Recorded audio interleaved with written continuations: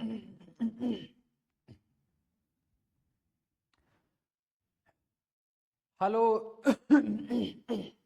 नमस्कार मेरे प्यारे बच्चों, गुड इवनिंग। आप सभी का स्वागत है। मैं डॉक्टर एस एल सुंडा। सॉइल साइंस के जो हमारे लेक्चर्स चल रहे थे, जिसमें हम लोग सॉइल वाटर का स्टडी कर रहे थे, उसी की नेक्स्ट क्लास लेकर आप लोगों के सामने आया हूँ। सबसे पहले जो बच्चे क्लास में एड ऑन हो गए हैं, फटाफट से कमेंट करके बताइए क्या आप लोगों को वॉइस प्रॉपर आ रही है, आवाज़ आपको आ रही है। अगर वॉइस प्रॉपर आ रही है तो हम आगे की तरफ क्लास को कैरी ऑन करें, बढ़ाएं, और अगर नहीं आ रही है, कोई टेक्निकल इश्यू है, तो फटाफट से बता दीजिए आप लोग। क्योंकि सॉइल वाटर की जो टर्म्स हम लोगों को पढ़नी है वो बहुत ज़्यादा इंपॉर्टेंट है, और लास्ट क्लास में जो चीज़ें मैंने आपको एक्सप्लेन की थी वो बहुत ही ज़्यादा इंपॉर्टेंट थी। इस चीज़ का आप ध्यान रखना। एक जो फ्लो चार्ट मैंने बनाया था वो बहुत ज़्यादा इंपॉर्टेंट था। तो पहली टर्म जिसके बारे में हम बात करते हैं, आप लोगों का कोई जवाब नहीं आया है तो हम स्टार्ट कर देते हैं। पहली टर्म याद रखना, एक तो होता है वाटर होल्डिंग कैपेसिटी, लेकिन वाटर होल्डिंग कैपेसिटी में ही कई बार एक सवाल बन जाता है, और वो सवाल क्या आता है, एक मिनट में कमेंट देख लेता हूँ। कमेंट आ गया है। दिलखुश अनीता क्या कह रहे हैं, देखिए। हाँ, राधे राधे बेटा दिलखुश, राधे राधे अनीता। ठीक है, चलो आगे की तरफ बढ़ते हैं। तो वाटर होल्डिंग कैपेसिटी, और दूसरा एक चीज इंपॉर्टेंट ध्यान रखना, एक होता है maximum water holding capacity. Maximum water holding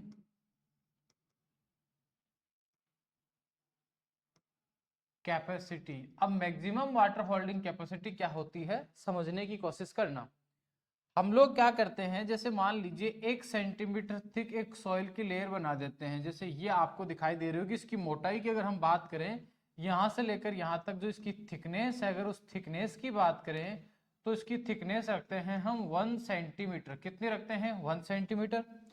और इस 1 सेंटीमीटर थिकनेस वाली जो सॉइल होती है, जैसे मान लीजिए ये पानी भरा हुआ है, कोई भी आपने एक पात्र लिया जिसमें पानी भरा हुआ था, कोई बकेट ली जिसमें वाटर प्रेजेंट था, और आपने जो ये 1 सेंटीमीटर थिक लेयर वाली थी इसको इसके अंदर रखा, यानी कि जो पानी था वो पानी इसकी जो नीचे वाली सतह है वहां टच होता रहना चाहिए, इससे ऊपर नहीं होना चाहिए।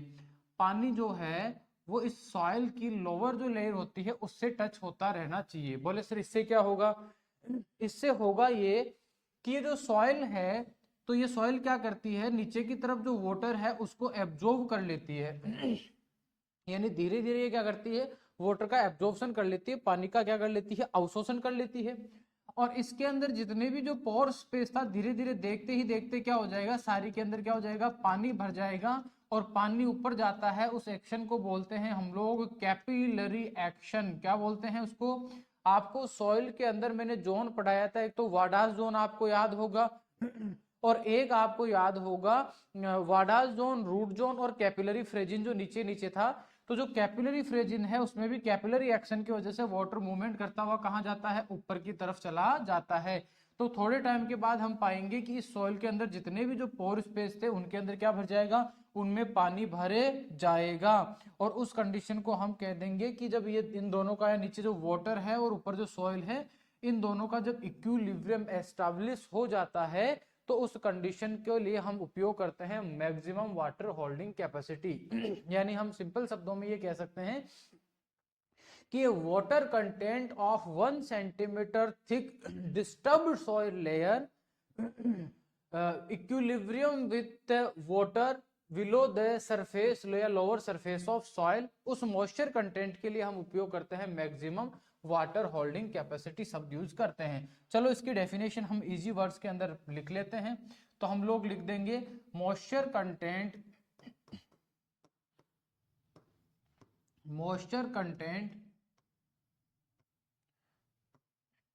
of 1 centimeter thick disturbed soil layer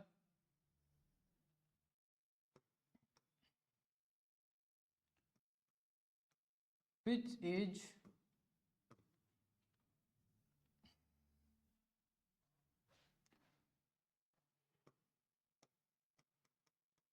which is in equilibrium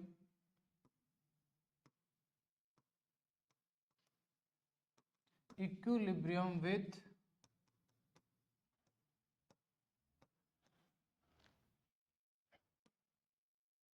water table, यानी नीचे की तरफ जो पानी भरा हुआ है उस पानी के लेवल के साथ वो इक्विलिब्रियम में है, और इससे जितना मॉइस्चर उसने एब्जॉर्ब कर लिया उसको बोलते हैं मैक्सिमम वाटर होल्डिंग कैपेसिटी। वैसे याद रखना बहुत सारी बुक्स में मैक्सिमम वाटर होल्डिंग कैपेसिटी के लिए इस तरह की डेफिनेशन ना करके एक शब्द में समझाया जाता है, दैट इज सेचुरेशन। यानी सेचुरेशन का मतलब होता है जब सारे मैक्रो माइक्रो पोर्स में वाटर फिलअप हो जाता है तो उस कंडीशन को बोलते हैं सेचुरेशन कंडीशन। क्या बोलते हैं उसको? सेचुरेशन। इसके लिए टर्म यूज किया जाता है, तो इस चीज का आपको विशेष ध्यान रखना है। तो ये ध्यान रखना मैक्सिमम वाटर होल्डिंग कैपेसिटी हो जाती है। या सेचुरेशन के बाद सेकंड नंबर पे जो पॉइंट आया था वहां हमने चर्चा की थी फील्ड कैपेसिटी की। किसकी बात की थी? फील्ड कैपेसिटी की। यानी सेकंड नंबर पे जो टर्म यूज की जाती है ध्यान रखना वो होती है फील्ड कैपेसिटी। यहां पर मैं क्लियरली कह देता हूं, एफसी का पूरा नाम भी लिख देता हूं,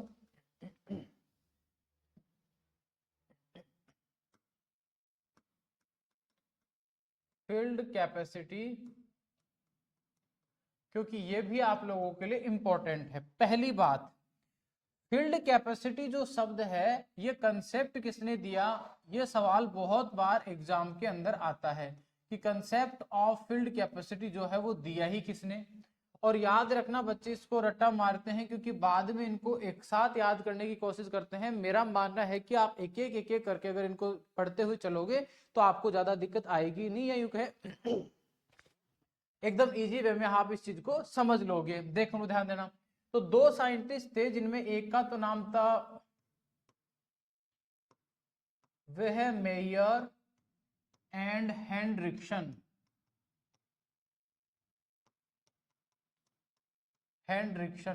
यानी 1949 के अंदर फील्ड कैपेसिटी टर्म का यूज किया था, या ये सिद्धांत या ये कंसेप्ट देने वाले दो साइंटिस्ट थे जिनमें एक का नाम था वेह मेयर और एक का नाम था हेनरिक्सन। यानी हेनरिक्सन एंड वेह मेयर ने 1949 में, ईयर याद रहे तो करना, लेकिन ये याद रख लेना कि ये कंसेप्ट दिया किसने था, क्योंकि ये सवाल एग्जाम में पूछा जा चुका है। स्पेशली जो बच्चे एआरओ की तैयारी कर रहे हैं वो तो अच्छे से याद कर लेना क्योंकि उनके एग्जाम में तो 100% ही सवाल आने वाला है, बहुत इंपॉर्टेंट है। तो वेहमेयर एंड हेनरिक्सन ने 1949 के अंदर ये कंसेप्ट दिया था, याद रखना वो कौन सा था? Field capacity. अब बोले सर फील्ड कैपेसिटी होता क्या है? तो फील्ड कैपेसिटी, जब कल की क्लास में मैंने आपको पढ़ाया था कि पोर्स दो टाइप के होते हैं और मैंने उनमें कहा था कि एक तो होते हैं मैक्रोपोर्स, एक होते हैं माइक्रोपोर्स। तो याद रखना मैंने ये भी कहा था मैक्रोपोर्स के अंदर क्या प्रेजेंट होती है? बोले इनमें तो रहती है एयर। और माइक्रोपोर्स में क्या रहता है? बोले इनमें रहता है वाटर। और जब इन दोनों के अंदर क्या बढ़ जाता है? दोनों में ही वाटर आ जाता है, तो उस कंडीशन को हम बोलते हैं सेचुरेशन। क्या बोलते हैं? हमने उसको नाम दे दिया था सेचुरेशन। क्या नाम दे दिया था? Saturation point. यानी जो सेचुरेशन पॉइंट आया हुआ है, इस सेचुरेशन पॉइंट के बाद गुरुत्व आकर्षण की बल की वजह से इस मैक्रोपोर्स के अंदर जो वाटर होता है वो धीरे धीरे निकल जाता है और उसकी जगह क्या ले लेती है? एयर ले लेती है। और जब वाटर का मूवमेंट रुक जाता है कि अब पानी नीचे नहीं जा रहा है, तो उस बिंदु को बोलते हैं फील्ड कैपेसिटी। उस बिंदु को क्या बोलते हैं? जनरली उसको हम कहते हैं फील्ड कैपेसिटी। यानी हम ये कहना चाहते हैं कि मैक्रोपोर्स में जब हवा भर जाए, हवा कब भरेगी? जब यहाँ का पानी बाहर निकल जाएगा। और माइक्रोपोर्स में क्या रहे? वाटर रहे, तो उस कंडीशन को बोलते हैं फील्ड कैपेसिटी।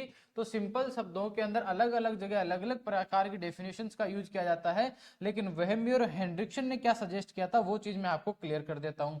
इन्होंने कहा था कि व्हेन मैक्रोपोर्स आर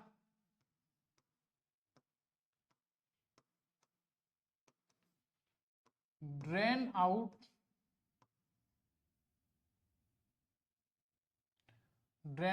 the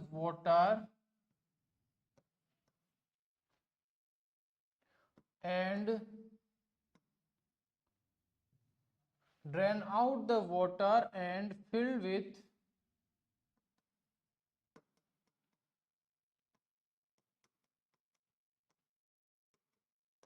ध्यान रखना सिंपल क्या है?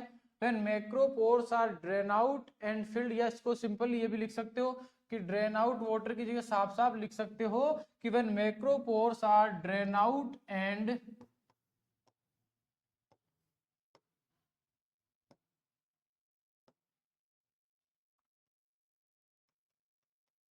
फिल विथ वाटर या fill with air,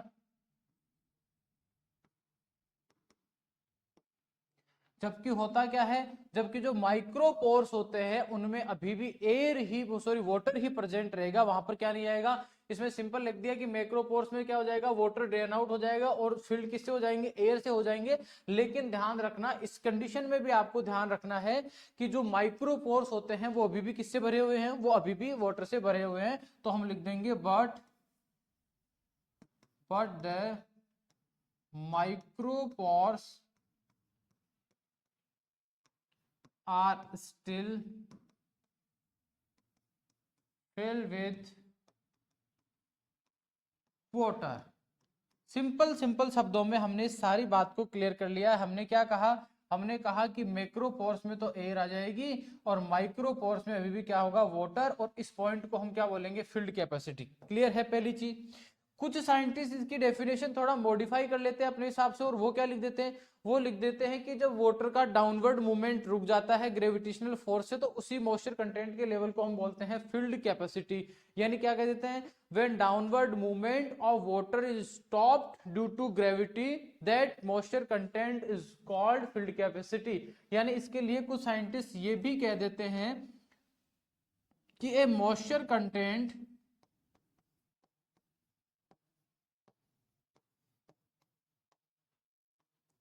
eight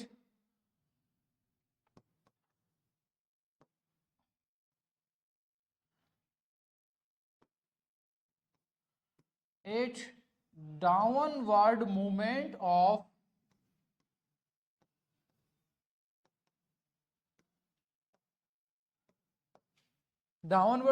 of water sees downward movement of water due to gravity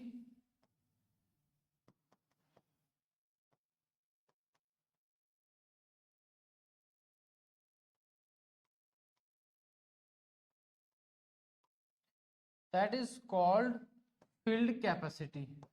यानी क्लियरली यहाँ के सामने मैंने दो चीजें मेंशन कर दी है। पहली ये कि जो माइक्रोपोर्स होते हैं उनमें तो क्या रहे, वाटर रहे, और मैक्रोपोर्स में क्या आ जाए, वाटर हो, उस कंडीशन को हम फील्ड कैपेसिटी कहेंगे। ये कंसेप्ट किसने दिया, बोले सर ये वेहमियर और हेंड्रिक्सन ने 1945 में दिया। देसी भाषा में अगर इसको समझना है तो हम कह देंगे कि वो मॉइस्चर कंटेंट जहां पानी का डाउनवर्ड मूवमेंट का मतलब होता है नीचे की तरफ जो मूवमेंट है वो रुक जाता है, गुरुत्वाकर्षण बल की वजह से पानी अब नीचे नहीं जाएगा, उसको हम क्या कहेंगे, फील्ड कैपेसिटी कहेंगे। अब आपको दूसरा अगला जो सवाल इंपॉर्टेंट एग्जाम में आता है, ये कितने दिन के बाद आती है, तो याद रखना ये आती है 2 to 3 days after 2 to 3 days after irrigation. यानी अगर आपने फील्ड में इरिगेशन दी है या फिर मान लीजिए फील्ड में रेनफॉल हुई है, तो उसके ध्यान रखना लगभग लगभग कितने 2 से 3 दिन बाद फील्ड में क्या आएगी, फील्ड कैपेसिटी आएगी। और इसी 2 to 3 डेज की जगह कई बार क्या आ जाता है, कई बार आ जाता है 48 to 72 आवर्स। यानी कि जो टाइम होता है वो डेज में ना देके आवर्स के अंदर, घंटों में भी पूछ लिया जाता है, तो भी आपको कंफ्यूजन होना नहीं चाहिए। इसके बाद आगे की तरफ चलते हैं। नेक्स्ट हमारा कि इसमें और क्या क्या सवाल आता है, देखो ध्यान रखना एक बहुत इंपॉर्टेंट सवाल इससे पूछा जाता है, वो क्या है, जैसे मान लो आपको खेत में करना है टिलेज। क्या करना है आपको खेत में, टिलेज करना है। यानी टिलेज का मतलब होता है खेत में आप ट्रैक्टर लेके जाओगे और वहां पर आप जुताई करोगे। अब उस कंडीशन में होता क्या है, अगर मान लो खेत के अंदर मॉइस्चर हो, यानी कि अगर उसमें पानी की क्वांटिटी मान लो थोड़ी सी ज्यादा है, तो जैसे ही आप ट्रैक्टर को खेत में उतारोगे, जो सॉइल है वहां की वो एकदम कीचड़ की तरह रिएक्ट करेगी, ट्रैक्टर उसमें स्लिप करेगा, या यूं कहे प्रॉपर टिलेज नहीं होगी। और दूसरी कंडीशन ये कि मान लीजिए आपने ड्राई सॉइल के अंदर आपने भू परिष्करण या टिलेज करने की कोशिश की, तो बड़े बड़े सारे क्लोड बन जाएंगे। यानी अक्सर जो आपने अपने दादाजी अपने पापा जी को खेत में ट्रैक्टर चलाते हुए देखा होगा, तो आपने नोटिस किया होगा कि अगर खेत ड्राई है, फसल काटने के बाद सॉइल अगर ड्राई हो गई है, सूख गया है, तो वो उसमें प्लेवा करते हैं, उसमें सिंचाई लगाते हैं, उसमें पानी देते हैं। और याद रखना जिस दिन उन्होंने पानी दिया है उस दिन वो कभी भी टिलेज नहीं करते हैं, उसमें प्लोइंग नहीं करते हैं। तो फिर आज अगर उसमें पानी दिया है तो वो 1-2 दिन या यूं कहें 3-4 दिन का इंतजार करते हैं, उसके बाद उसमें क्या करते हैं, सिंचाई करते हैं। क्यों करते हैं? क्योंकि मेरे प्यारे बच्चों, अगर मॉइस्चर ज्यादा हुई खेत के अंदर तो वो मिट्टी कीचड़ बन जाएगी जुताई करने पर, और अगर सूखी हुई तो उसमें क्लोड्स, उसमें बड़े बड़े ढेले बन जाएंगे, जिससे आप उसमें किसी फसल की बुआई नहीं कर पाओगे। और याद रखना सॉइल जितनी भी पल्वराइज रहेगी, भुरभुरी रहेगी, फसल उत्पादन के लिए उतना ही क्या है, बेटर होगा। इसका मतलब हम ना तो ड्राई में कर सकते हैं और ना ही कहां कर सकते हैं, मॉइस्ट सॉइल में टिलेज कर सकते हैं। तो बोले कब करें? तो याद रखना फील्ड कैपेसिटी टिलेज के लिए सबसे अच्छा मॉइस्चर कंटेंट होता है। और याद रखना ये सवाल आरपीएससी के अंदर पूछा जा चुका है, यानी आरपीएससी का ऐसा कोई एग्जाम नहीं है जिसमें ये सवाल नहीं पूछा है। चाहे से वो एओ का हो, चाहे से वो डबल एओ का हो, चाहे से वो एआरओ का हो, सभी एग्जाम में ये सवाल आ गया है। यानी याद रखना field capacity is optimum moisture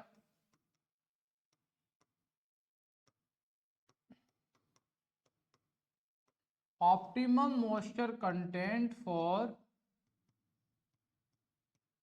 for tillage operations. यानी खेत में अगर आपको टिलेज करना है, प्लोगिंग करनी है, तो उसके लिए सबसे ऑप्टिमम मॉइस्चर क्या होता है? बोले सर वो तो फील्ड कैपेसिटी होती है। ये सवाल एग्जाम में आता है।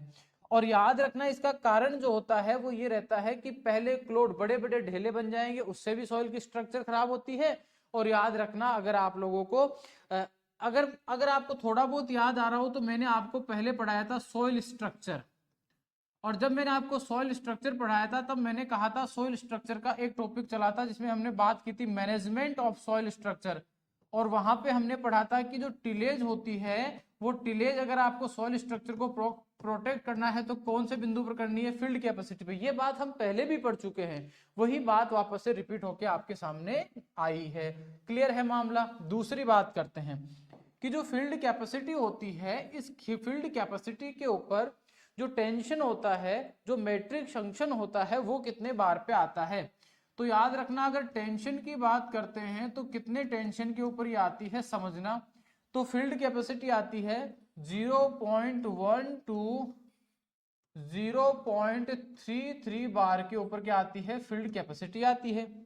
मैंने कल की क्लास में पहले भी आपको समझा दिया था कि आप 0.1 या फिर इसी को कह सकते हो 1/10 बार। कोई कंफ्यूजन है क्या? बोले नहीं है सर। और दूसरा मैंने आपको यह भी कहा था कि 1/3 कह दो या 0.33 कह दो, दोनों की एक ही बात है, इनमें कोई डिफरेंस नहीं है। बोले सर फील्ड कैपेसिटी आप एक बिंदु पर भी तो लिखवा सकते हो, दो दो नाम यहाँ क्यों लिखवा रहे हो? तो ध्यान रखना यहाँ 0.1 जो बार पे आती है वो आती है लाइट सॉइल में। यानी लाइट सॉइल की आपको पूछे कि जो लाइट सॉइल होती है उस लाइट सॉइल की फील्ड कैपेसिटी कितने बार पे आती है? तो वो आती है 0.1 बार पे। और याद रखना 0.33 बार जो होता है वो फील्ड कैपेसिटी किसके लिए होता है? ध्यान रखना वो होता है आपकी हैवी सॉइल के लिए। यानी हैवी सॉइल के अंदर फील्ड कैपेसिटी कितने फंक्शन पर आती है? 0.33 बार पे। और अगर सॉइल का नाम ना देके डायरेक्ट पूछे तो ध्यान रखना डायरेक्टली आपको 0.33 बार ही याद रखना है। किसके लिए? फील्ड कैपेसिटी के लिए। लेकिन ये जो रेंज है वो बहुत इंपॉर्टेंट हो जाती है एग्जाम के लेवल्स के अकॉर्डिंग। ये बात आपको विशेषतया ध्यान में रखनी है। क्लियर है मामला? उम्मीद करता हूं कि यहां तक जो भी टॉपिक आपको समझाए गए हैं उनमें किसी तरीके का कोई दिक्कत नहीं है। फील्ड कैपेसिटी से पहले जो पानी था वो फटाफट से क्या होता है? फटाफट से गुरुत्वाकर्षण की वजह से कहां चला जाता है? नीचे की तरफ चला जाता है और प्लांट्स उसका यूज नहीं कर पाते। लेकिन फील्ड कैपेसिटी वाले बिंदु के ऊपर जो वाटर रहता है सॉइल के अंदर, ध्यान रखना वो सारा का सारा पौधों के लिए क्या होता है? उपलब्ध रहता है। इसका मतलब यहां हम सीधा सीधा लिख देंगे मैक्सिमम लिमिट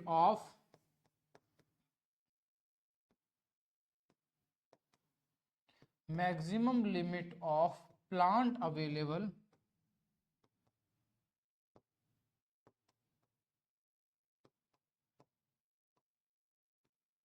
यानी प्लांट्स के लिए अवेलेबल वाटर की मैक्सिमम लिमिट होती है। ये बात आपको विशेषतः ध्यान रखनी है, इसमें आपको किसी तरीके का कंफ्यूजन नहीं होना चाहिए। यानी फील्ड कैपेसिटी के रिगार्डिंग जितने भी इंपॉर्टेंट क्वेश्चंस आपके बनते हैं वो आपके मैंने क्लियर कर दिए हैं। फील्ड कैपेसिटी के बाद क्या पॉइंट आया था? बोले सर फील्ड कैपेसिटी के बाद में हमने पढ़ा था परमानेंट विल्टिंग पॉइंट। क्या पढ़ा था हमने? Permanent wilting point. तो ध्यान देना, परमानेंट विल्टिंग पॉइंट का जो कंसेप्ट है, ये कंसेप्ट किसने दिया था? सबसे पहला सवाल तो यही बनता है कि इसका जो कंसेप्ट है वो किसने दिया था? तो दो साइंटिस्ट थे, जिनमें एक का नाम तो है ब्रिक्स,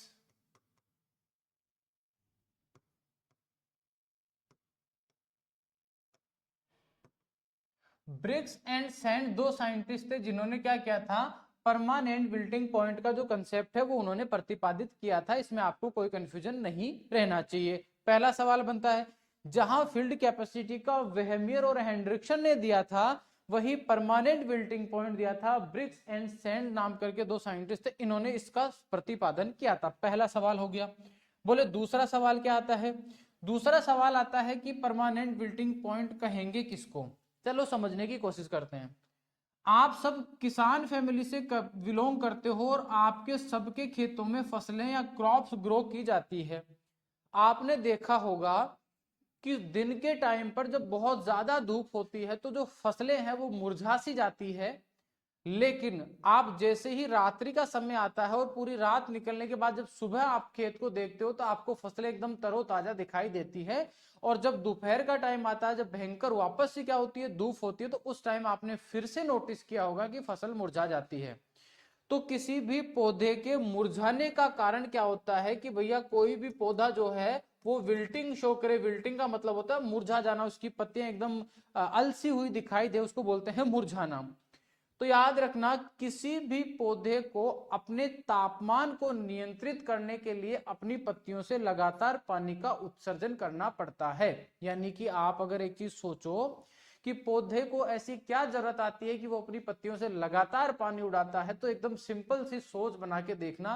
जैसे मान लीजिए आप थोड़ी सी दूर दौड़ के आए हो और जैसे ही आप लोग रुकते हो तो आपने नोटिस किया होगा आपको पसीना आ जाता है। आपने सोचा कभी क्यों? या गर्मियों के समय में आपने देखा होगा आपको बहुत ज्यादा स्वेटिंग होती है, लेकिन सर्दियों में आपको स्वेटिंग की प्रॉब्लम नहीं रहती है। बोले क्यों?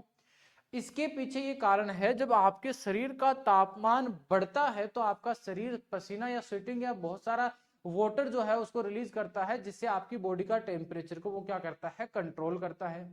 सेम यही मैकेनिज्म प्लांट्स में भी पाई जाती है कि वो अपने लीफ का टेम्परेचर मेंटेन करने के लिए लीफ से लगातार कंटिन्यूसली वाटर को क्या करते हैं, इवोपरेट करते हैं, ताकि लीफ क्या रहे, ठंडी।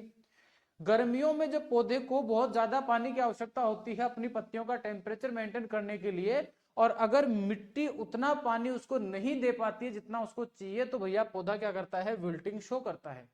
लेकिन रात्रि के समय जब आर्द्रता अच्छी खासी होती है वायुमंडल में, तब वो क्या करता है, मिट्टी से पानी का अवशोषण करके अपनी पत्तियों की जो कोशिकाएं उनको वापस से एकदम अच्छे से भर देता है, जिससे उन कोशिकाएं वापस से स्फीत अवस्था में आ जाती है, वापस से फूल जाती है और उसको बोलते हैं टर्जिडिटी गेन कर लेती है। और भैया ध्यान रखना, जैसे ही सेल्स में टर्जिडिटी वापस से रिटर्न होकर आती है, पत्तियां आपको एकदम बढ़िया दिखाई देती है, विल्टिंग वाली नहीं दिखाई देती है। तो हम क्या कहना चाहते हैं?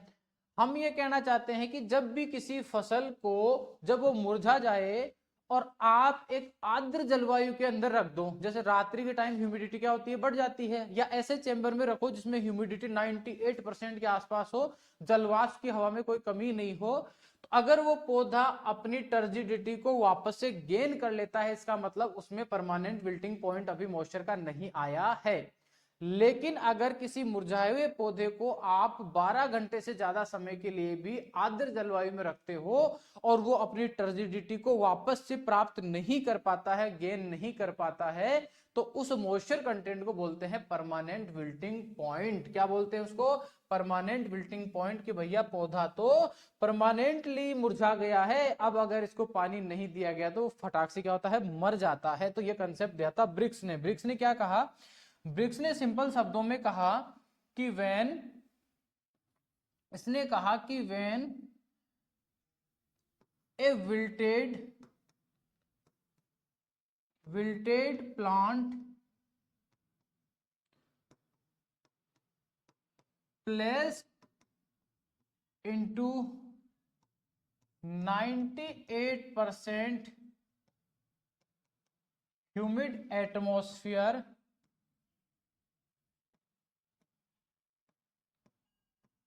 for more than 12 hours and it's fail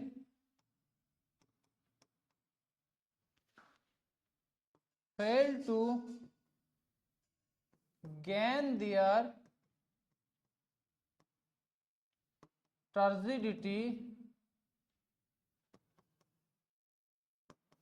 that is called permanent wilting point. वापस से रिपीट कर देता हूं, मैंने क्या क्या बातें आपको समझाई, क्या क्या लिखा।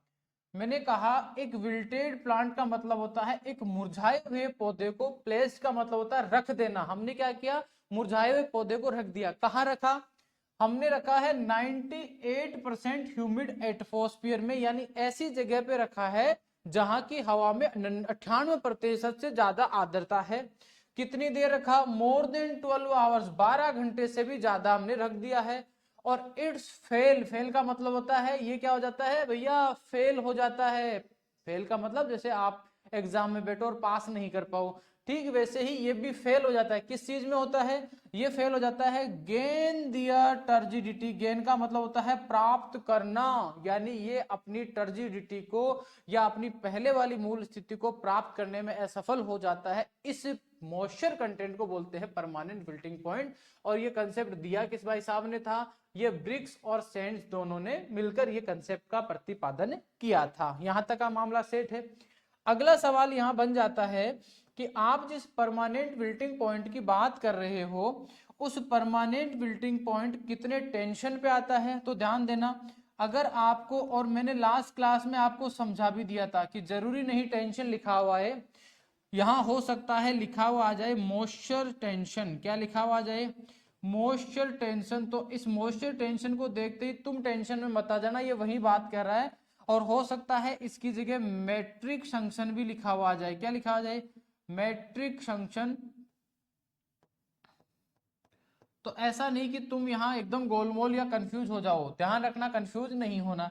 ये आता है 15 बार पे, कितने बार पे आता है, 15 बार के ऊपर ये आता है, इसमें आपको कंफ्यूजन होना नहीं है।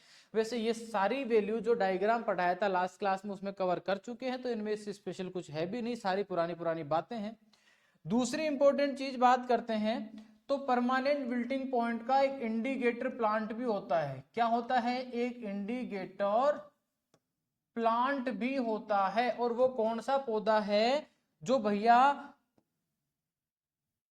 जनरली आपको इंडिकेट कर देता है कि आपके खेत में परमानेंट विल्टिंग पॉइंट आने वाला है, उसका नाम होता है, याद रखना, सूरजमुखी। क्या होता है, सूरजमुखी, यानी वो होता है सनफ्लावर। सनफ्लावर जो होता है वो इंडिकेटर प्लांट होता है, परमानेंट विल्टिंग पॉइंट का एक सूचक पौधा होता है, इंडिकेटर प्लांट होता है।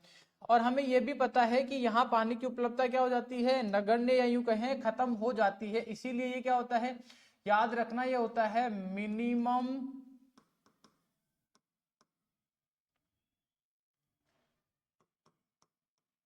लेवल ऑफ प्लांट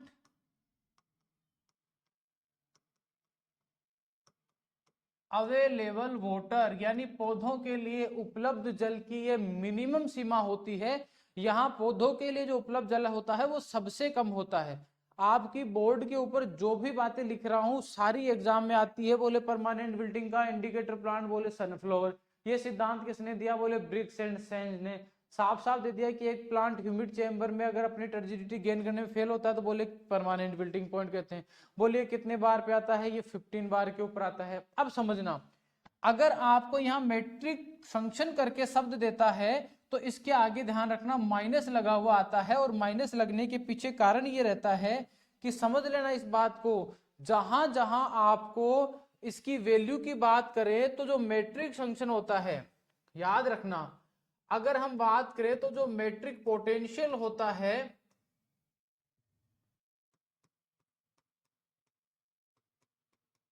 मैट्रिक जो पोटेंशियल होता है, या फिर बात करें इसी का दूसरा नाम होता है मेट्रिक फंक्शन, या इसी को बोल देते हैं मेट्रिक टेंशन। तो याद रखना इसकी जो वैल्यू होती है वो ऑलवेज होती है नेगेटिव। क्या होती है इसकी वैल्यू? ऑलवेज, हमेशा ही नेगेटिव होती है। और याद रखना इसकी जो मैक्सिमम वैल्यू होती है वो क्या होती है? जीरो। यानी कि मेट्रिक पोटेंशियल सदा ऋणात्मक होता है, इसकी अधिकतम वैल्यू हो सकती है जीरो। समझ में आ गई मेरी बात? इसीलिए ध्यान रखना जो सेचुरेशन पॉइंट होता है उसके ऊपर 0 बार पढ़ते हैं, बाद में हम -0.33 बार पढ़ते हैं, बाद में हम -15 बार पढ़ते हैं, बाद में -31 बार पढ़ते हैं। तो इस तरह से सभी वैल्यूज के आगे माइनस लिखा हुआ मिलता है, तो वहां कंफ्यूज नहीं होना है, क्योंकि वो मैट्रिक फंक्शन की वजह से उसका जो वैल्यूज होती है वो कैसी होती है? वो नेगेटिव होती है। ये क्या है? ये वाटर पोटेंशियल का ही एक पार्ट होता है जो सॉइल मैट्रिक्स के द्वारा जो फंक्शन क्रिएट किया जाता है, हम उसकी बात कर रहे हैं। क्योंकि हमें पता है कि सॉइल वाटर पोटेंशियल के अंदर हम मैट्रिक फंक्शन पढ़ते हैं, ऑस्मोटिक पोटेंशियल पढ़ते हैं। इसके अलावा हम बात करें तो आपका ग्रेविटेशनल पोटेंशियल पढ़ते हैं। ठीक है, इस तरह से कुल मिला के 4 प्रकार के पोटेंशियल को हम स्टडी करते हैं, तो उनमें से एक मैट्रिक पोटेंशियल होता है। ये बात आपको विशेषतः ध्यान रखनी है।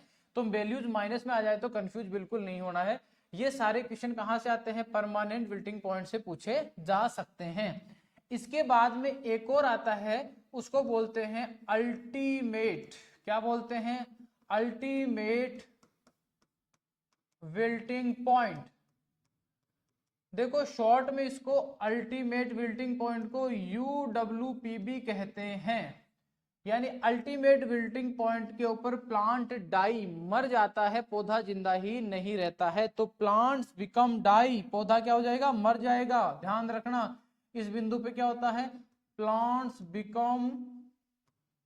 वैसे तो ध्यान रखना जो आपका बिंदु होता है परमानेंट विल्टिंग पॉइंट से जैसे ही मॉइस्चर कंटेंट नीचे जाता है पौधा वैसे ही मर जाएगा, लेकिन यहाँ कुछ जिंदा रहता ही नहीं है। और ये कितने मैट्रिक पोटेंशियल पे आता है? तो ध्यान रखना इसके ऊपर जो टेंशन रहता है वो कितना होता है? वो होता है -16 बार करके यहाँ पर रहता है। कई बार आजकल एक और सवाल आ जाता है जिसमें आप टेम्परेरी विल्टिंग पॉइंट भी पढ़ते हो, और ये आता है -12 बार के ऊपर आता है। क्या? टेम्परेरी विल्टिंग पॉइंट, जहां पौधा मुरझाता है, ह्यूमिड चेंबर में आप रखते हो, टर्जिडिटी को वापस गेन कर लेता है। पौधे में विल्टिंग आएगी, मुरझाएगा, लेकिन वो टेम्परेरी होगी। टी का मतलब होता है temporary wilting point. I hope यहां तक की जो क्लास है उसमें आपको एक छोटा सा भी डाउट नहीं रहा होगा, और है तो आप कमेंट करके फटाफट से पूछ सकते हो, कोई इश्यू वाली बात नहीं है। क्यों? क्योंकि इसके बाद जो पॉइंट आता है वो आ जाता है आपका हाइग्रोस्कोपिक कोफिशिएंट। क्या आ जाता है? यानी 3rd नंबर पे हम बात करेंगे हाइग्रोस्कोपिक,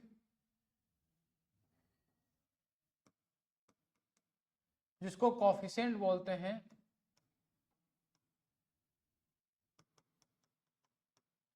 हाइग्रोस्कोपिक कोफिशिएंट शॉर्ट में जिसको हम बोल देते हैं HC, या इसी को बोलते हैं हाइग्रोस्कोपिक पॉइंट, जिसमें कंफ्यूज नहीं होना है, एक ही बात है, ज्यादा लोड लेने की जरूरत नहीं है। बोले सर हाइग्रोस्कोपिक कोफिशिएंट की बात करें तो हाइग्रोस्कोपिक जो कोफिशिएंट होता है ये कितने टेंशन के ऊपर आता है? सबसे बड़ी टेंशन तो यही है, यह आता है -13 बार के ऊपर। और अब माइनस क्यों लिख रहा हूं मैं, उसका कारण मैंने बता दिया है, आपको टेंशन लेने की जरूरत है नहीं। इसके बाद हम नेक्स्ट पॉइंट की तरफ चलते हैं कि सर अगला सवाल क्या पूछा जाता है। तो नेक्स्ट जो सवाल आता है वो ये आता है कि इस पॉइंट के ऊपर जो वाटर होता है वो वेपर फॉर्म में प्रेजेंट रहता है, वो लिक्विड फॉर्म में प्रेजेंट नहीं रहता है। यानी ये सिंपल वो मॉइस्चर कंटेंट है। इसको इस तरह से समझिए कि हम एक सॉइल लेक का सैंपल लेते हैं, और उस सॉइल के सैंपल को हम ऐसी जगह, जैसे मान लो सर बारिश के दिनों की बात करें, आपने अपने कपड़ों को सुखा लिया है, और सुखाने के बाद जब बारिश के दिनों में आप कपड़ों को कहीं रख देते हो कमरे में, तो आप लोग उनको जब छूते हो तो आपको लगता है कि वो गीले गीले से फील होते हैं। ऐसा क्यों? क्योंकि बारिश के दिनों में वायुमंडल के अंदर जो हवा है, उस हवा के अंदर जो आर्द्रता होती है वो लगभग 90 से 100% के बीच में होती है। तो सर इससे क्या हुआ? इससे ये हुआ कि जो आपके क्लॉथ्स होते हैं, कपड़े होते हैं, ये वायुमंडल में उपस्थित आर्द्रता का अवशोषण कर लेते हैं, यानी पानी को अवशोषित कर लेते हैं, एब्जॉर्प्शन उसका करते हैं। जिससे क्या हुआ? जिससे वो आपको थोड़े से क्या फील होते हैं? गीले गीले से फील होते हैं। यह आपने नोटिस किया होगा बारिश के दिनों में। दूसरी बात करते हैं, ठीक वैसे ही एक आर्द्र चेंबर में आप मिट्टी को बढ़िया ढंग से सुखा लीजिए, उसको गर्म करके सुखा दो, सारा पानी सुखा दिया। अब उस मिट्टी को आपने क्या किया, उस मिट्टी को आपने उस ह्यूमिड चेंबर के अंदर रख दिया, तो उसको जितना पानी अवशोषित करना था उसने कर लिया। और एक पॉइंट ऐसा आता है कि उसके बाद में वो वायुमंडल से वाटर का एब्जॉर्प्शन करना क्या कर देती है, बंद कर देती है। तो हमारा सवाल ये है कि वो मॉइस्चर कंटेंट जहां पर जनरली एब्जॉर्प्शन वो वाटर का करना बंद कर देती है, उसकी हम बात कर रहे हैं। सर ये -15 बार है या +15 बार है? अरे बेटा कविता, ये बात अभी समझ नहीं पाई क्या? कोई बात नहीं, इसको मैं क्लियर कर देता हूं। मैं फिर कहता हूं, देखो ध्यान रखना, जनरली अगर हम बात करते हैं तो 15 बार वैल्यू है, क्लियर बात है, कोई टेंशन नहीं है। लेकिन मैंने कहा एक होता है वाटर पोटेंशियल, एक क्या होता है, वाटर जो पोटेंशियल होता है, इसमें बहुत सारे पोटेंशियल होते हैं, जिनमें एक होता है ऑस्मेटिक पोटेंशियल, उनमें एक होता है मेट्रिक पोटेंशियल, एक होता है ग्रेविमेट्रिक पोटेंशियल, एक होता है प्रेशर पोटेंशियल। इस तरह के 4 पोटेंशियल होते हैं। इनमें से जो आपका मेट्रिक पोटेंशियल, देखो ऑस्मेटिक पोटेंशियल का मतलब क्या होता है, जैसे सॉइल के अंदर जो सॉल्ट होते हैं, लवण होते हैं, उनकी वजह से भी वाटर का प्लांट्स एब्जॉर्प्शन नहीं कर पाता है, तो उसमें प्रेजेंट जो सॉल्ट होते हैं उनकी वजह से जो पोटेंशियल डेवलप होता है उसको बोलते हैं ऑस्मेटिक पोटेंशियल। ऑस्मेटिक पोटेंशियल क्या होता है मैं आगे इसे डिटेल में भी समझाऊंगा, कोई दिक्कत वाली बात नहीं है। अच्छा सर ये पहले ही पूछा, अच्छा अच्छा ठीक है ठीक है, पहले का था तब छोड़ो। तो मैट्रिक पोटेंशियल की यहाँ हम बात कर रहे थे, ठीक है छोड़ दो, माइनस प्लस का मतलब इसको समझ में आ गया क्लास को, जैसे ही क्वेश्चन देखा तो हम कह रहे हैं कि हाइग्रोस्कोपिक कोफिशिएंट समझना चाह रहे थे।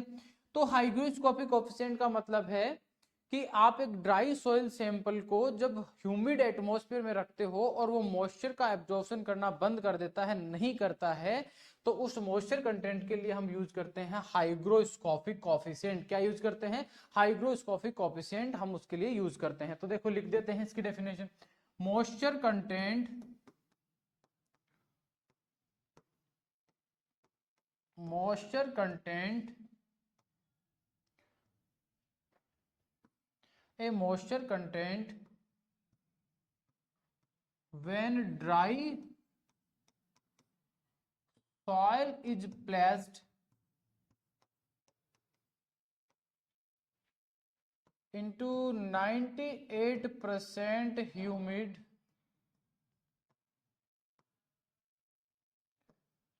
atmosphere and its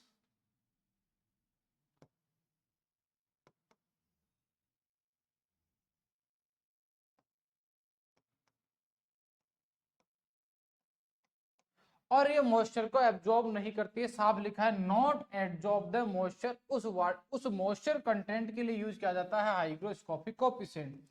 याद रखना हाइग्रोस्कोपिक कोफिशिएंट के ऊपर, यानी हम बात करें कि जो हाइग्रोस्कोपिक कोफिशिएंट होता है उसके ऊपर जो वाटर होता है वो लिक्विड फॉर्म में होता है। किस फॉर्म में होता है, वाटर प्रेजेंट इन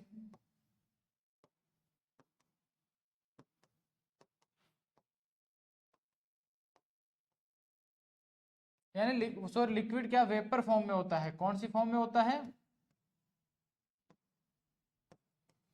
यहाँ जो वाटर होता है वो वेपर फॉर्म में होता है। एक चीज और मैं जो मिस कर गया हूँ वैसे लिखवा देता हूँ, आपका जो विल्टिंग पॉइंट है वहां लिख लेना कि विल्टिंग पॉइंट को डिटरमाइन करने के लिए कौन सा मेथड उपयोग करते हैं। तो ध्यान रखना जो आपका परमानेंट विल्टिंग पॉइंट होता है या जो फील्ड कैपेसिटी होती है, इनका जो मापन होता है, इनके मेजरमेंट के लिए जो मेथड काम में लेते हैं उस मेथड का नाम होता है प्रेशर प्लेट। क्या नाम होता है, प्रेशर प्लेट एपरेटस, या इसी को बोलते हैं प्रेशर मेम्ब्रेन। क्या बोलते हैं, pressure membrane, pressure membrane apparatus हम इसको बोलते हैं। ये बात आपको ध्यान रखनी, ये सवाल आया हुआ है, ध्यान रखना। ये सवाल आपके जो कृषि अधिकारी का पेपर होता है उसमें पूछा था कि जो परमानेंट विल्टिंग पॉइंट होता है, इस परमानेंट विल्टिंग पॉइंट का मापन किस विधि के द्वारा किया जाता है। तो परमानेंट विल्टिंग पॉइंट का मापन प्रेशर प्लेट एपरेटस से किया जाता है। ये सवाल एग्जाम में पूछा हुआ है, ध्यान रखना। यहाँ कोई दिक्कत नहीं है। हाइड्रो कोफिशिएंट क्या होता है, कितने टेंशन पे आता है और क्या होता है, दोनों चीजें मैंने आपको क्लियर कर दी है। उम्मीद करता हूं कि इसमें भी आपको कोई दिक्कत नहीं होगी। क्यों, क्योंकि और उसमें प्रेशर प्लेट एपरेटस की जो मैक्सिमम लिमिट होती है वो 1 से 15 बार होती है, इसीलिए उसका उपयोग जनरली वहां किया जाता है और इसमें आपको किसी तरीके की कोई दिक्कत होनी नहीं चाहिए। इसके बाद में नेक्स्ट जो कंसेप्ट आता है वो आता है मॉइस्चर इक्विवेलेंट। क्या आता है? अगला जो आप लोगों के लिए कंसेप्ट आता है, एक छोटा सा कंसेप्ट, वो होता है मॉइस्चर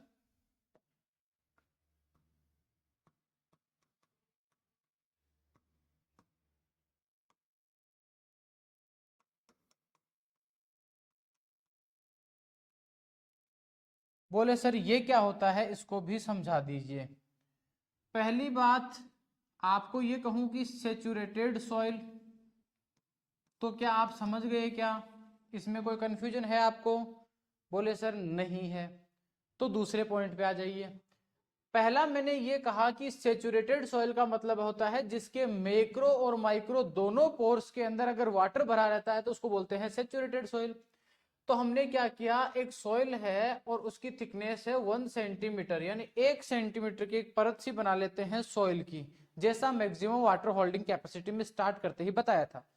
यानी कि 1 सेंटीमीटर थिक एक सेचुरेटेड सॉइल की लेयर है। इसके माइक्रो माइक्रोपोर्स दोनों किसे भरे हुए हैं? पानी से भरे हुए हैं। अब क्या हुआ, अब सेंट्रीफ्यूगल फोर्स जो मैकेनिज्म है वो तो आपने देखा ही होगा, या यूं कहें आपने गोल घूमने वाली मशीन देखी होगी। जैसे पहले तो एक गर्भर मेथड जो आती है ना, आपका फेट निकालने की एनिमल साइंस में मशीन आती है, जिसमें दूध के नमूनों को लगाकर उसका ढक्कन बंद करके फिर ऐसे घुमाया जाता था और वो गोल गोल घूमती थी, उसको बोलते हैं सेंट्रीफ्यूगल फोर्स।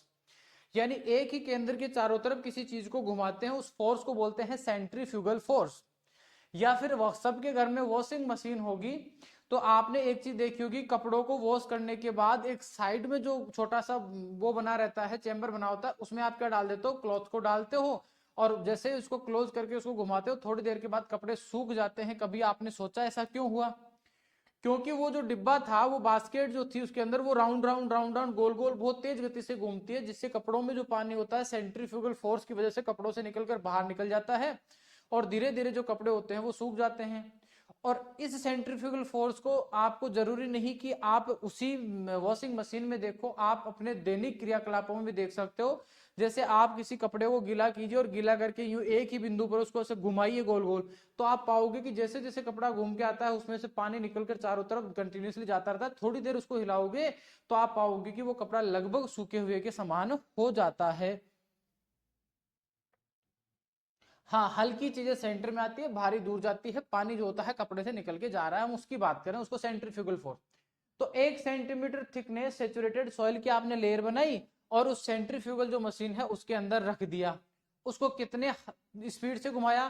तो उसको घुमाने की जो स्पीड थी वो थी 1000 टाइम्स, यानी कि लगभग लगभग 1000 राउंड 1 मिनट में पूरा कर ले, इतनी स्पीड से उसको घुमाना है। और कितनी देर तक? 30 मिनट तक घुमाना है। बोले सर इससे क्या होगा? इसमें उसमें उपस्थित जो पानी है वो धीरे धीरे करके निकलता रहेगा और निकल जाएगा। और इतना सब कुछ करने के बाद 1 सेंटीमीटर सेचुरेटेड सॉइल की लेयर को 1000 टाइम्स ग्रेविटी के ऊपर सेंट्रीफ्यूग करने के या 30 मिनट तक सेंट्रीफ्यूग करने के बाद उसमें जो मॉइस्चर बच गया, उस मॉइस्चर को बोलते हैं मॉइस्चर इक्विवेलेंट पॉइंट। और याद रखना, यहां पर जो मॉइस्चर प्रेजेंट रहती है वो ऑलमोस्ट इक्वल टू होती है फील्ड कैपेसिटी के। किसके इक्वल टू होती है? फील्ड कैपेसिटी के इक्वल टू होती है। यानी कि अब देखो, मैं आप लोगों को डायरेक्टली चीजें समझा रहा हूं, लिखवा रहा हूं, उसके पीछे का कारण क्या है? उसके पीछे का एक ही कारण है और वो कारण ये है कि बेसिक कंसेप्ट हम पहले पढ़ चुके हैं। यानी सबसे पहले मॉइस्चर इक्विवेलेंट जो होता है उसमें क्या लिख देंगे? मॉइस्चर इक्विवेलेंट में हम लोग लिख देंगे percent moisture content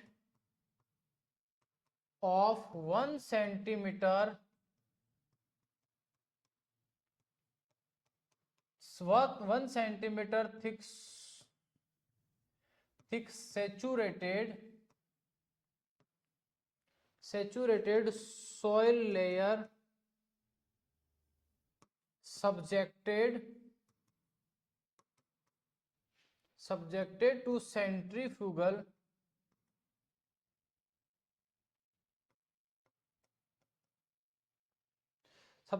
to centrifugal force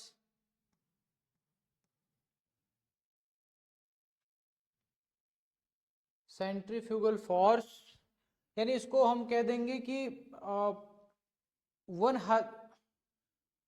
1000 RPM कह दो या 1000 टाइम्स कह दो, यानी सेंट्रीफ्यूगल फोर्स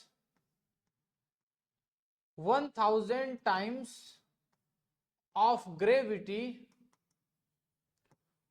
फॉर 30 मिनट्स, और कई बार 30 मिनट्स की जगह लिखा हो जाता है हाफ एन आवर, यानी परसेंट मॉइस्चर कंटेंट ऑफ, ध्यान रखना साफ साफ लिखा हुआ है कि मॉइस्चर जो इक्विवेलेंट होता है वो कहेंगे किसको, मॉइस्चर इक्विवेलेंट का मतलब होता है कि वो परसेंट मॉइस्चर कंटेंट जो सामान्यतया 1 सेंटीमीटर मोटी एक सेचुरेटेड सॉइल के अंदर लेयर के अंदर रह जाता है। कब रहता है, जब वो सब्जेक्टेड होती है centrifugal force of 1000 times of gravity, gravity के अगेंस्ट कितना 1000 फॉर 30 मिनट, देन उसको बोलते हैं मॉइस्चर इक्विवेलेंट।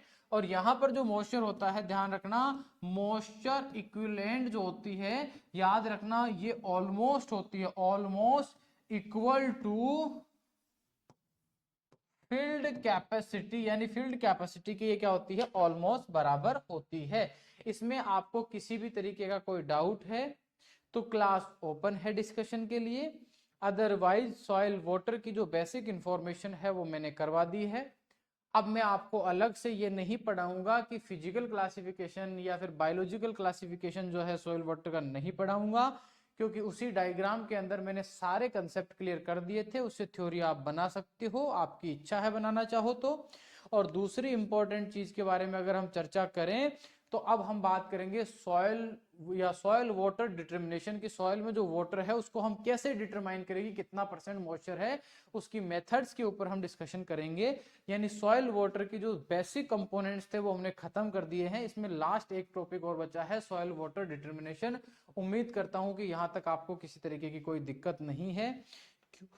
हाँ बेटा कविता, आरसी, अनीता, दिलकुश, बताइए भाई कोई दिक्कत है आप लोगों को, कुछ और आपको जानना है तो आप लोग कमेंट पूछ सकते हो, अदरवाइज